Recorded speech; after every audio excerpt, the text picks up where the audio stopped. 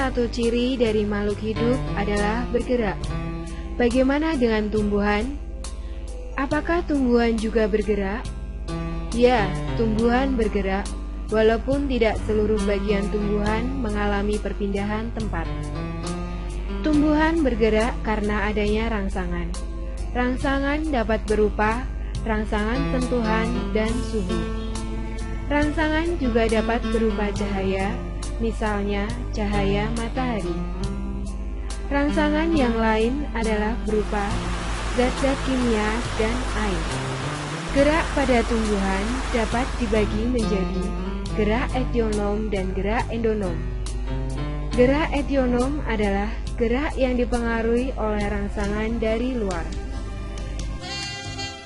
Gerak tropisme adalah gerak yang dipengaruhi oleh arah datangnya rangsang. Tumbuhan yang bergerak menuju cahaya matahari disebut fototropisme positif. Hal ini dapat terlihat pada tanaman philodendron berikut ini. Cahaya matahari mempengaruhi kerja hormon auksin. Pada bagian tumbuhan yang terkena cahaya matahari, auksin akan bekerja dalam mempengaruhi pemanjangan bagian tumbuhan tersebut, sehingga tumbuhan atau batang akan membelok ke arah cahaya matahari. Gerak akar tanaman ini merupakan gerak geotropisme positif, di mana gerak tumbuh akar mendekati tanah. Jika menjauhi tanah disebut geotropisme negatif, seperti gerak pada tanaman andong ini.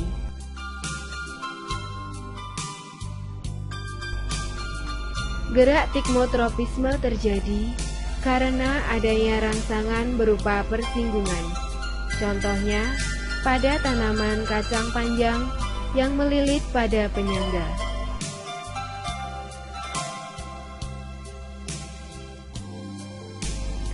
Gerak nasti adalah gerak bagian tumbuhan yang arahnya tidak dipengaruhi oleh datangnya rangsangan, tetapi ditentukan oleh tumbuhan itu sendiri. Gerak mekarnya bunga pada tanaman Mirabilis yalapa dipengaruhi oleh rangsang cahaya. Hal ini terlihat bahwa tanaman ini hanya mekar pada saat tertentu.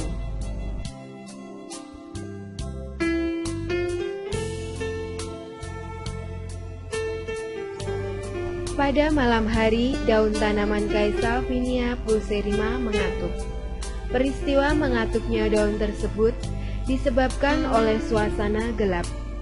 Gerak ini disebut gerak niktinasti atau gerak tidur. Dan pada suasana terang, daun tanaman ini akan membuka kembali. Tanaman Mimosa pudica jika disentuh, daunnya akan menutup. Gerak menutupnya daun ini disebabkan adanya perubahan tekanan turgor pada bagian yang disentuh. Gerak ini disebut gerak tikmonasti.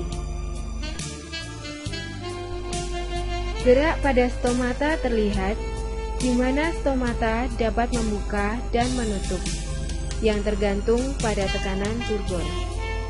Gerak taksis merupakan gerak seluruh tubuh atau bagian dari tubuh tumbuhan yang berpindah tempat dan arah perpindahannya dipengaruhi oleh rangsang. Misalnya, pecahnya spora ke arah matahari. Gerak endonom adalah gerak pada tumbuhan karena rangsangan dari dalam. Pecahnya kulit buah tanaman polong-polongan merupakan salah satu gerak endonom yang higroskopis, di mana bagian tumbuhan bergerak karena perubahan kadar air pada tumbuhan itu sendiri. Sekarang jawablah pertanyaan berikut ini. 1. Faktor-faktor apa yang mempengaruhi gerak pada tumbuhan? Jawabnya, faktor-faktor yang mempengaruhi gerak pada tumbuhan adalah 1. Cahaya, 2. Sentuhan, 3. Air, 4. Zat kimia, 5. Suhu. 2. Sebutkan macam-macam gerak pada tumbuhan. Jawabnya adalah gerak etionom dan gerak endonom. 3. Sebutkan macam-macam gerak etionom. Jawabnya, gerak etionom ada 3 macam, yaitu gerak nasti, gerak tropisme, gerak taksis. 4. Apa yang dimaksud dengan gerak fototropisme positif, dan berilah contohnya. Jawabnya, gerak fototropisme positif adalah gerak bagian tumbuhan menuju ke arah datangnya cahaya. Contohnya, gerak pada tumbuhan philodendron ke arah cahaya matahari. 5. Apa yang dimaksud dengan gerak tigmonasti, dan berikan contohnya.